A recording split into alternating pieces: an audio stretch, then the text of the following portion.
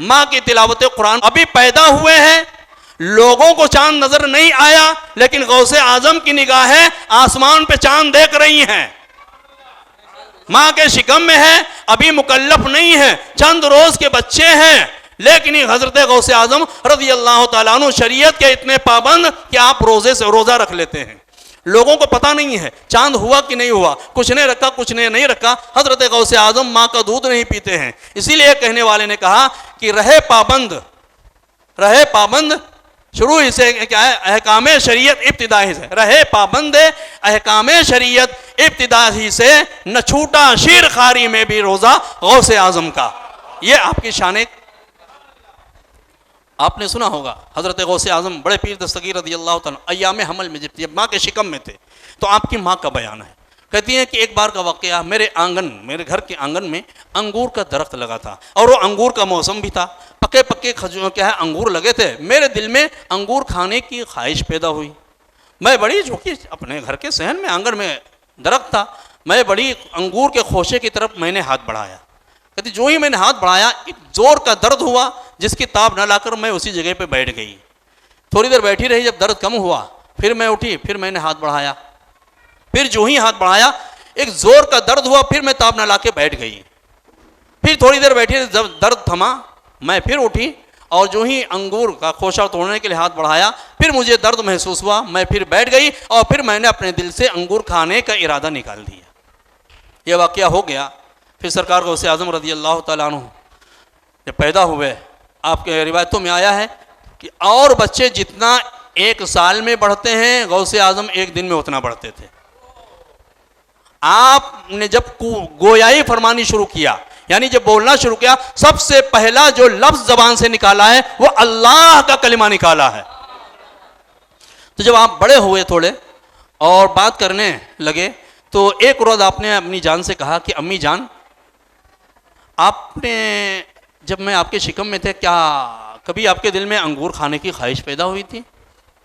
बेटा जहन पे जोर दिया तो कहा हाँ बेटा, एक बार का वाक़या है कि मेरे सहन ही में अंगूर का दरख्त है, मेरे दिल में ख्वाहिश पैदा हुई।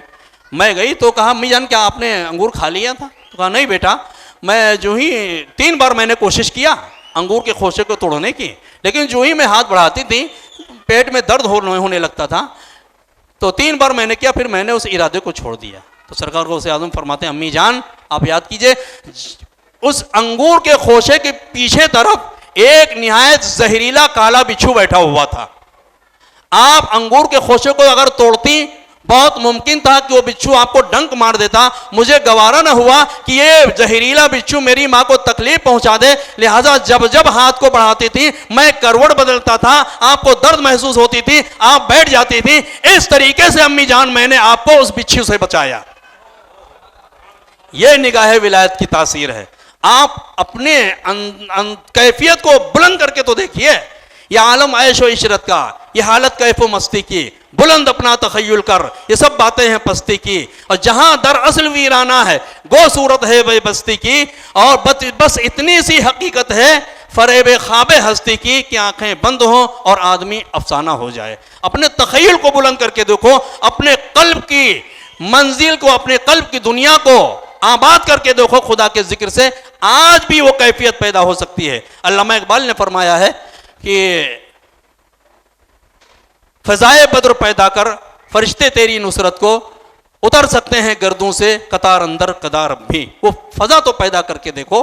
गौसे आजम रज़ी अल्लाह तआला अन्हु वाला अपने, बल्कि उसकी मिसाल, उसकी शबीह, आप अपने अंदर सच्चाई पैदा करके देखो। हजरत गौसे आजम रज़ी अल्लाह तआला अन्हु से ये सवाल किया गया कि गौसे आजम रज़ी अल्लाह, बड़े पीर दस्तगीर, आपने विलायत की मंजिल का आगाज कहाँ से किया? देखिए, तो ये नहीं कहा जब मैंने पढ़ लिया, हाफिज हो गया, आलिम हो गया, मुफ्ती हो गया, फ़कीह हो गया, मुहद्दिस हो गया, मुजद्दिद हो गया, उसके बाद ये कुछ भी नहीं फरमाया। कहा मैंने अपनी विलायत का आगाज़, राहे विलायत के सफ़र का आगाज़ मैंने अपनी माँ की एक नसीहत से किया है। मेरी माँ बहनें तशरीफ़ फरमा हैं, उनसे मेरी गुजारिश है कि इन बातों पर तवज्जो दें। माँ की तरबियत बच्चे पर बहुत गहरा असर डालती है। माँ की तरबियत और माँ की आगोश ये बच्चे की पहली दरसगाह, पहला मदरसा है। क्योंकि यहाँ पर कागज़ बिल्कुल सादा होता है, जो लिखोगे ना वो नुकूश जल्दी मिटेंगे नहीं, लिख के फिर मिटाओगे, यानी लिखा फिर मिटाया फिर लिखा, तो पहले वाली लिखाई के कुछ ना कुछ असरात रहते हैं। पेंसिल से अगर लिखा है और फिर मिटा दिया तो मिट जाता है, लेकिन कागज पे जो एक गहराई हो जाती है उसके निशान बाकी रहते हैं।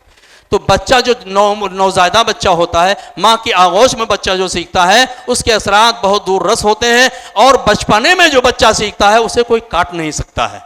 तो हज़रत गौसे आज़म रज़ी अल्लाह ताला अन्हु फरमाते हैं, मैंने अपनी इस मंजिल का आगाज़, अपने इस सफ़र का आगाज़ अपनी माँ की एक नसीहत से किया। देखो, अगर माँ की एक नसीहत पर सिद्क़ दिल से, सच्चे दिल से बंदा अमल कर ले तो न सिर्फ ये कि खुद हिफाजत में आ जाता है, पूरे काफिले को हिफाजत में ले लेता है।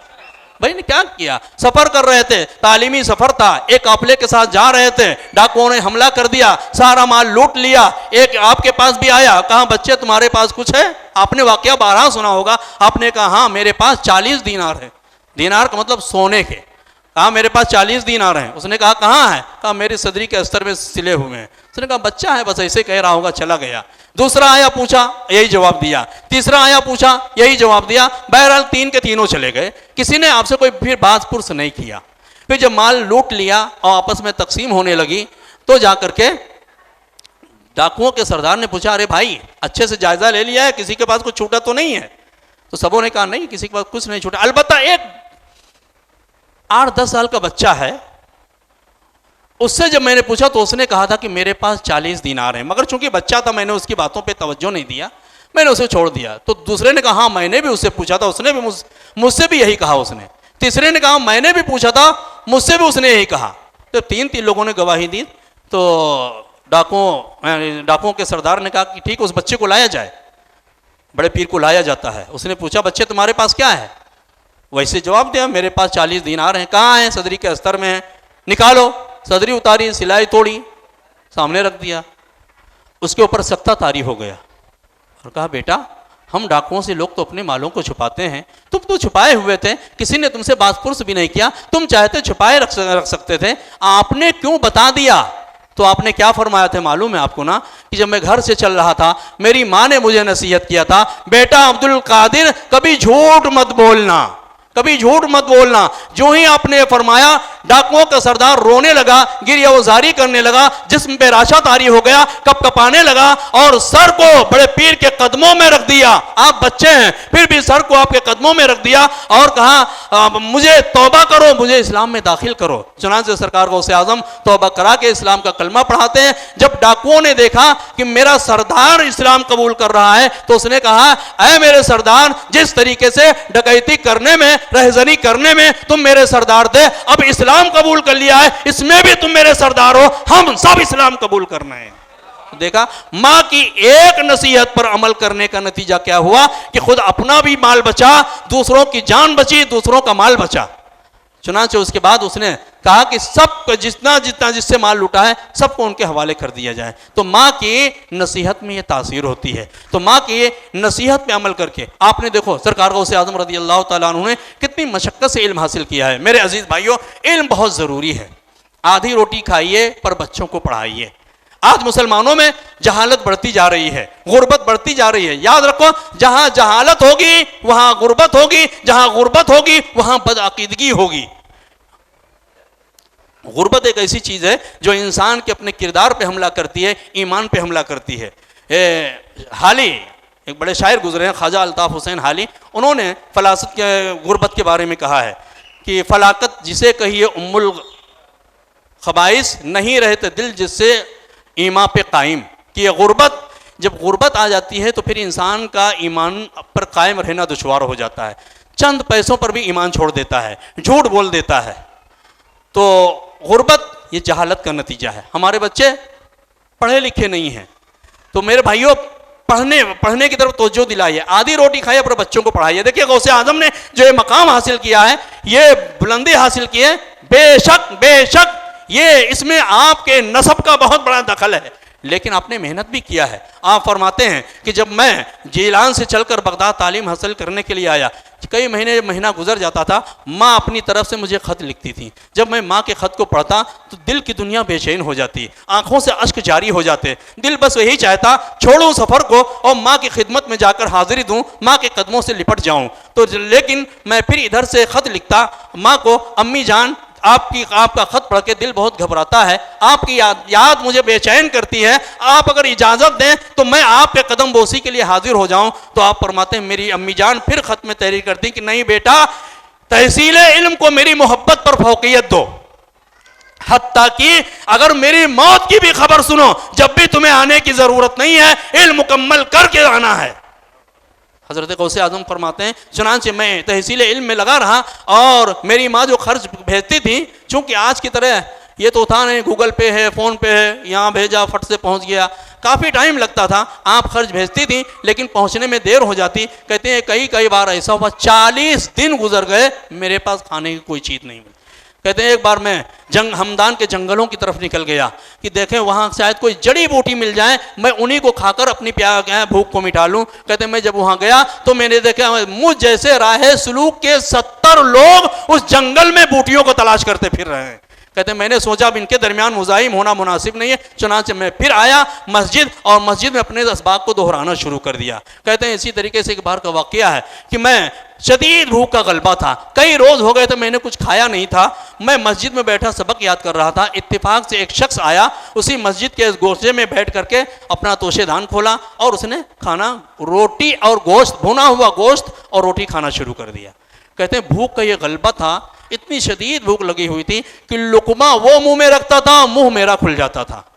कहते हैं 2-4 बार जब ऐसे हुआ तो मैंने अपने नफ्स की मलामत किया और कहा कि तो इस कदर गिर गया है कि भूख किताब न लाकर अपने मुंह को खोल रहा है। कहते हैं मैंने उसकी तरफ से चेहरा फेर लिया, मैंने चेहरा फेरा तो उसने चेहरा उठाया, मुझे देखा तो उसने मुझे खाने के लिए मदऊ किया। मैंने इनकार कर दिया तो उसने इसरार किया, यहां तक कि मुझे कसम दिया कि बच्चे तू पढ़ रहा है, इतना अच्छा बच्चा है, जब तक तू मेरे साथ नहीं खाएगा मैं नहीं खाना खाऊंगा। कहते हैं उसने कसम दे, मैं गया करीब में, उसके साथ चंद लुकमे मैंने खाया, अभी बस चंद लुकमे लिया ही था तो उसने कहा बेटे तुम कहाँ के रहने वाले हो? कहा कि मैं गैलान का रहने वाला हूँ।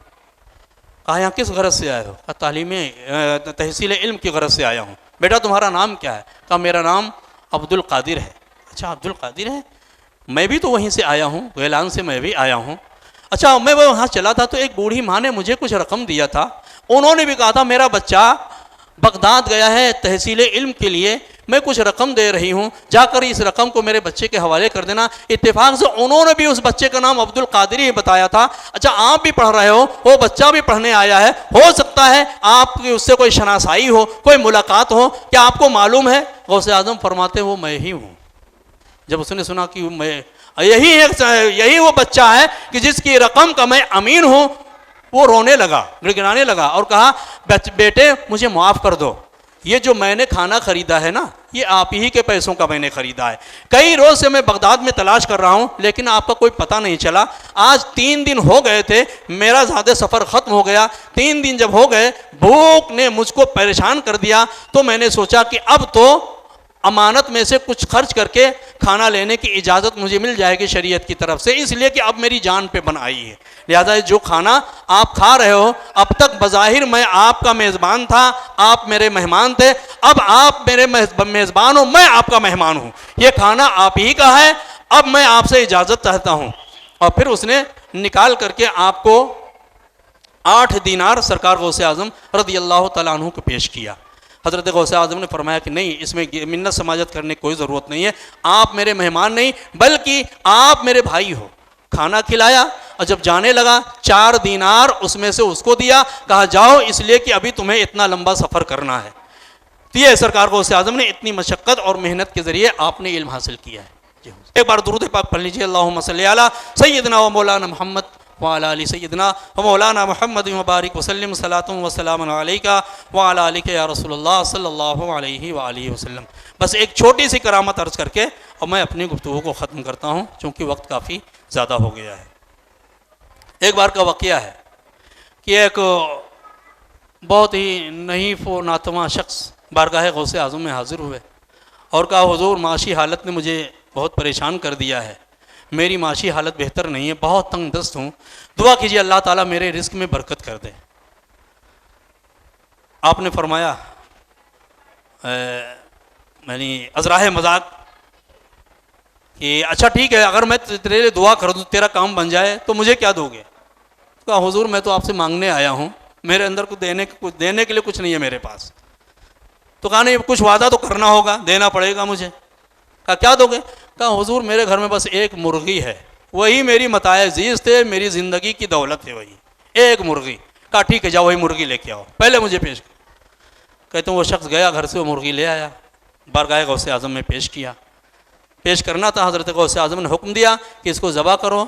ज़बा की गई, सालन बनाया गया और खाना तैयार किया गया। गौसे आज़म ने फरमाया ले जा करके इसको गुरबा में तकसीम कर दो, अपने लिए नहीं, कहा गुरबा में तकसीम कर दो।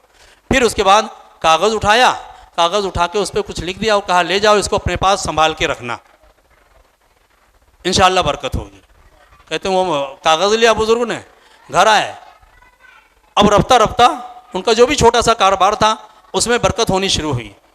हाल ये था कि पूरे शहर के सबसे गरीब तरीन इंसान वो थे। चंद दिनों के बाद नौबत ये पहुंचती है कि उस शहर के सबसे अमीर तरीन शख्स बन गए वो। लोगों में पता चला कि अब्दुल कादिर ने कोई एक वजीफ़ा, कोई तावीज़ दिया है जिसकी बरकत की असर है कि वो जो एक निहायत गरीब इंसान था आज शहर का सबसे रईस इंसान बन गया है। तो अब जो मौविज़ीन थे ना, तावीज़ लिखने वाले, जरा पता करना चाहिए कि वजीफ़ा उसमें क्या लिखा है, अगर पता चल जाता तो मेरी दुकान चमक जाएगी। चुनांचे जा करके उससे पूछा तो उसने कहा ना मैं उसको नहीं दिखा सकता, लेकिन बहुत ज़्यादा इसरार किया और किसी तरीके से उस तावीज़ को हासिल कर लिया। और जो खोल के देखा तो उसमें वजीफ़ा तो कुछ नहीं लिखा था, यह लिखा था कि परवरदिगार आलम इस शख्स की पूरी मताए ज़िस्त एक ही मुर्गी थी, उसको तेरे अब्दुल कादिर ने ले लिया है, अब तेरी मर्जी, चाहे तो इसी हालत पे रख चाहे तो इसे नवाज दे। भाई वहां से क्या वजीफा लेते? तो ये सरकार गौसे आज़म रज़ी अल्लाह ताला अन्हु की शान अक़दस है, बेशुमार करामतें हैं। अल्लाह तबारक व तआला की बारगाह में दुआ गो हूँ, मौला तबारक व तआला हम सबको सही मानों में अहले बैत अतहार अलैहिमुस्सलातु वस्सलाम, औलिया अल्लाह, बिलखुसूस सरकार गौसे आज़म बड़े पीर दस्तगीर रज़ी अल्लाह ताला अन्हु से सच्ची अक़ीदत व मोहब्बत रखने वाला बनाए और उनकी सीरत और उनके किरदार व अमल को अपने लिए नमूने अमल बनाने की तौफीक अता फरमाए। बोलने में अगर मुझसे कोई लग़ज़िश, खामी, गलती वाक़ई हुई हो मैं उससे तौबा करता हूँ। अस्तग़फिरुल्लाह रब्बी मिन कुल्ली ज़ंबी व अतूबु इलैह।